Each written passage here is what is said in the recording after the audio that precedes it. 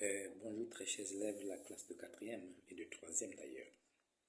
Aujourd'hui, nous allons traiter une séquence sur la réduction d'une expression littérale.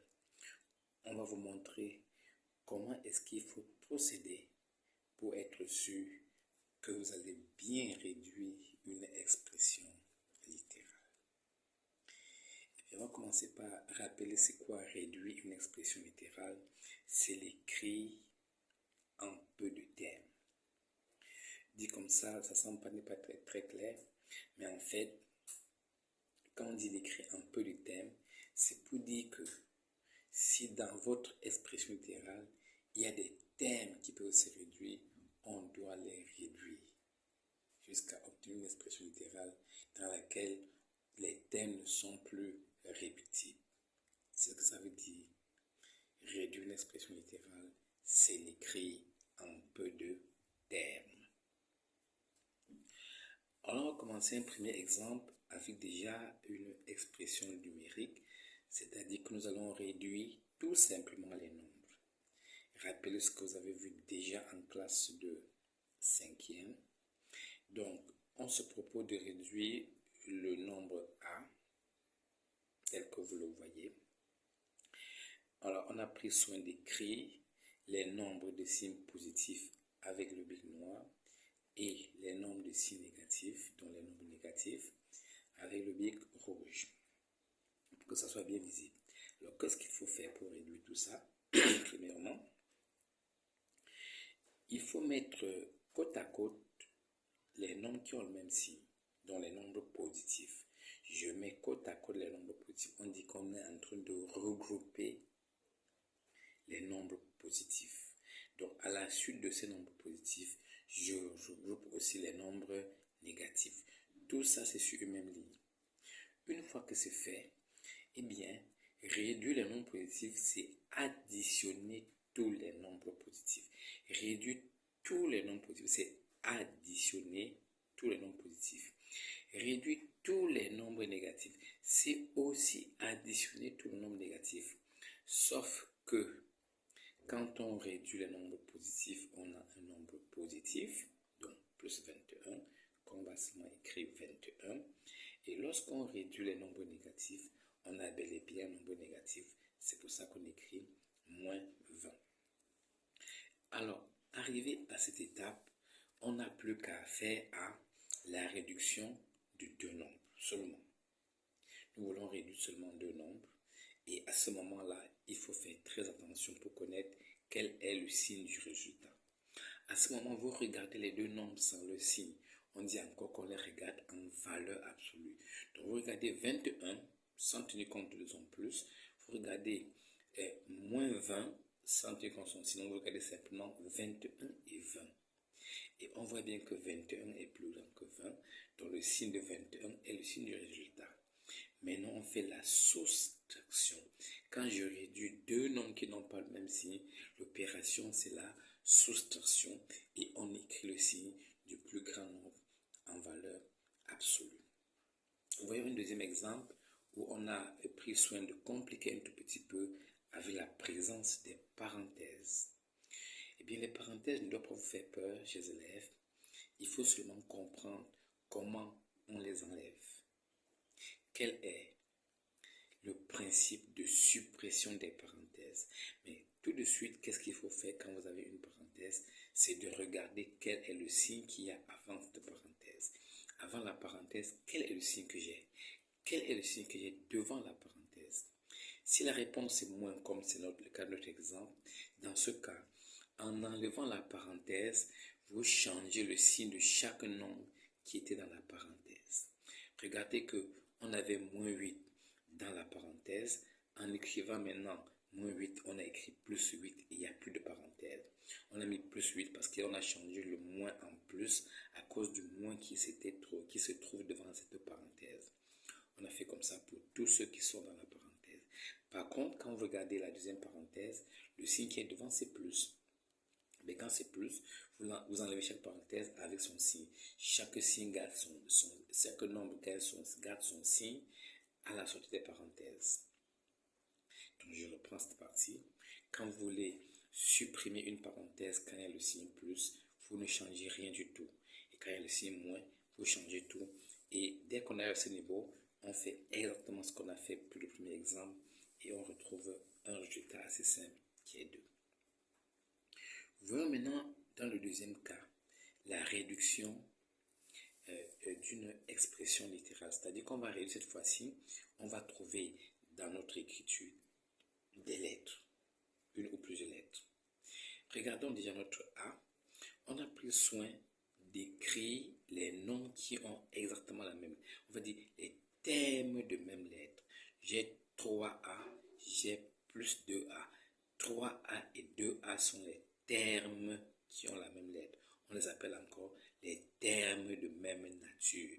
Et les deux là ont la même nature qui est A. Tout comme moins 7B et 3B ont la même nature qui est B. Et moins 3 et moins 6 et 3 ont la même nature qui sont des nombres. Alors, qu'est-ce qu'on fait dans ce cas? On met côte à côte les termes qui ont la même nature. On regroupe les termes de même nature. C'est ce qu'on a fait là. Ensuite, il faut faire attention. Quand je vais réduire les termes en A, j'aurai un résultat en A. Donc, quand moi j'ai 3A plus 2A, je vais d'abord mettre A avant de savoir quel est le nombre que je mets devant A. Donc, dès que j'ai mis A maintenant, j'additionne tous les nombres qui se trouvent devant A. J'ai 3 plus 2. Donc, en fait, il s'agit d'une somme algébrique. C'est-à-dire que 3 plus 2, ça va peut être 3 moins 2. On va toujours faire la somme. 3 plus 2, ça donne 5. De même, on a fait moins 7 plus 3. Ça donne moins 4. À ce niveau, vous n'avez pas de difficulté. Si vous avez oublié ces règles-là, la calculatrice est autorisée. Tapez sur votre calculatrice moins 7 plus 3 et vous mettez 4. Ayant pris soin d'écrire d'abord le résultat de votre thème que vous avez à réduire, la nature. Et on a également le résultat. Prenons un deuxième exemple, toujours dans ce sens-là. Et si vous avez compris, on a ici un thème en x carré, un autre encore en x carré. On va les mettre côte à côte afin de les réduire. Et on a les thèmes en x, il y en a plusieurs, il y a 3. On les regroupe. Attention, ici, il faut prendre soin de mettre un x pour ne pas l'oublier dans votre calcul. Si vous n'êtes pas encore très apte pour voir que quand on a écrit x, ça veut dire un x, vous pouvez écrire un x comme ça avant de faire votre réduction. Comme ça, quand vous allez mettre x, vous allez calculer moins 6 plus 9 plus 1. Et si vous faites donc ce calcul, vous obtenez plus 4 et moins 3. Comme 3 était tout seul, on ne peut pas les réduire et c'est terminé. Un autre exemple, toujours dans ce cas-là, vous voyez tout simplement qu'il y a ici deux thèmes en x, mais il y a deux thèmes en x carré, il y a un thème en x qu'on ne peut pas réduire, et d'ailleurs un, donc on ne réduit que ce qu'on peut réduire. Regardez ici que le 8x du départ reste à la fin, le 1 qui était tout seul reste encore jusqu'à la fin. On a seulement réduit les moins 7x carré avec moins x carré, encore avec moins x carré, n'oubliez pas ce 1, et vous avez le résultat réduit. Eh bien, voyons un autre exemple, troisième exemple, cette fois-ci, on a encore fait apparaître les parenthèses. Mais ce qu'on a expliqué ne change pas. Si vous voyez moins devant la parenthèse, vous allez tout changer. Donc, chaque thème va changer de signe. S'il n'y a pas de signe devant la parenthèse, ça veut dire que c'est plus et vous ne changez rien du tout. Et après, on regroupe qu'on a expliqué et on retrouve le résultat qui est assez simple. Donc, on a enlevé les parenthèses, regardez que 7x carré est devenu moins 7x carré. C'est le cas pour les autres. Ensuite, on a mis côte à côte les thèmes qu'on va réduire les x carrés, les x et les nombres et on obtient ce résultat sans difficulté. Le même principe s'applique sur l'exemple suivant.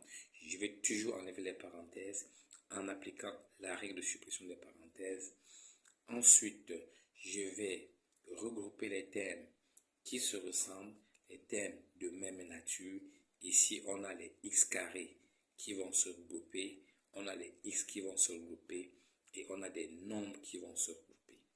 Une fois qu'on a regroupé, on calcule, on a compris le principe. Quand j'ai réduit les x carrés, mon résultat est en x carré.